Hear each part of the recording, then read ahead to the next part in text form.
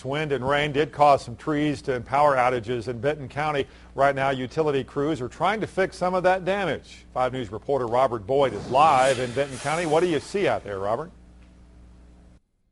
Well, Darren, right now I'm standing next to a couple downed trees and power lines on Capps Road here in Rogers. I'm going to step aside so you can get a better look. As you can see, the trees weren't too big, but yet they were big enough to take down these power lines.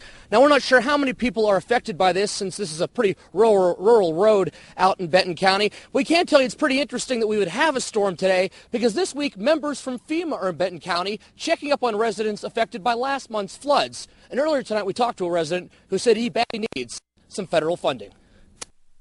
Well, it came in my house and got about 30 inches deep. 89-year-old Bob Coe shows how deep the floodwaters came into his Benton County house. He's just thankful for the firefighters who rescued him. I was asleep in my bed, and if they hadn't come down at midnight and knocked on the door, when I woke up, I'd have put my feet in water. Bob has lived near the Illinois River since 1955. This is the worst flooding he's ever seen. It's costing him thousands of dollars in damage. It's a brand new house, ruined all my carpeting, got all my cabinets wet, ruined my bed. So far, Benton County has a map of 54 residents claiming to be flood victims. This week, FEMA has a 2-person team combing the county, hoping to reach all of them. Are you hoping that the FEMA people come and talk to you over the next couple days? Yes, I'd love for them to. Is how you get a hold of FEMA. Okay. That's the phone number? Yeah.